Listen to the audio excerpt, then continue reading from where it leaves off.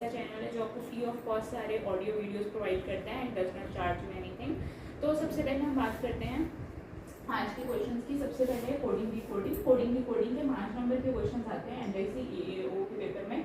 और coding decoding में क्या होता है, या तो +1 -1 की कोडिंग होती है, या आपको ऑलरेडी गिवन कोडिंग होती है, उसमें से डीकोड करना होता है। डीकोड कैसे करना होता है, जैसे डॉलर की वैल्यू एस है, ए की वैल्यू ऐड है, तो उसको डीकोड करके आपको आंसर फाइंड आउट करना होता है। तो ये कोडिंग डिकोडिंग बहुत सिंपल रहती है, 5 नंबर लेने बहुत ज़्यादा इजी रहते हैं। फिर आता है जी डायरेक्शन टेस्ट। डायरेक्शन टेस्ट में क्या होता है, आपको डायरेक्शन दी होती है और उस डायरेक्शन को आपको फाइंड आउट करना होता है। मीन्स डायरेक्शन टेस्ट में आपको क्या करना होता है, ये आपको बोर्ड पे विजिबल नहीं होगा अभी वीडियो में, but second is direction test. Direction test में क्या होता है कि आपको डायरेक्शन दी जाती है नॉर्थ साउथ ईस्ट वेस्ट, और वो डायरेक्शन आपको फाइंड आउट करनी होती है।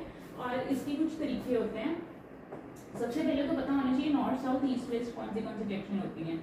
सबसे ऊपर नॉर्थ, फिर साउथ, लेफ्ट वाली होती है ईस्ट, लेफ्ट वाली होती है वेस्ट, और राइट वाली होती है ईस्ट, जैसे कि इंडिया की मैप के ऊपर होती हैं।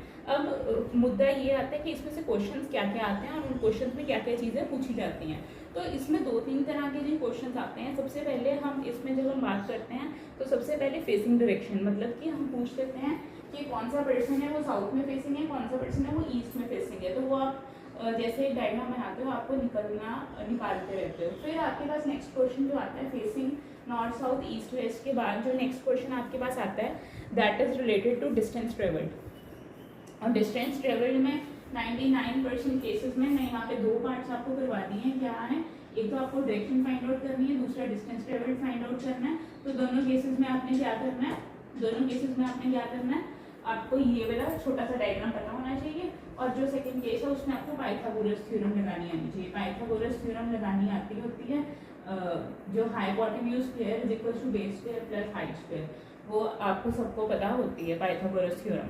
फिर उसके बाद जो नेक्स्ट क्वेश्चन हमारा पेपर में आता है दैट इज स्टेटमेंट या पजल्स। अब स्टेटमेंट वाले जो क्वेश्चन होते हैं उसके ऊपर थोड़ा सा ध्यान लगाना पड़ता है, क्योंकि जो स्टेटमेंट वाले क्वेश्चन होते हैं उसमें आपको कुछ वैल्यूज दी होती हैं और उसमें greater than equal to less than equal to वो फाइंड आउट करके नाइदर नॉर की कंडीशन भी चलती है और ये भी चलती है। 4 तरह की कंडीशन चलती है। First A is true B is false, second चलती है A is false B is true, third situation चलती है कि नाइदर नॉर, और फोर्थ सिचुएशन चलती है आइदर और। तो वो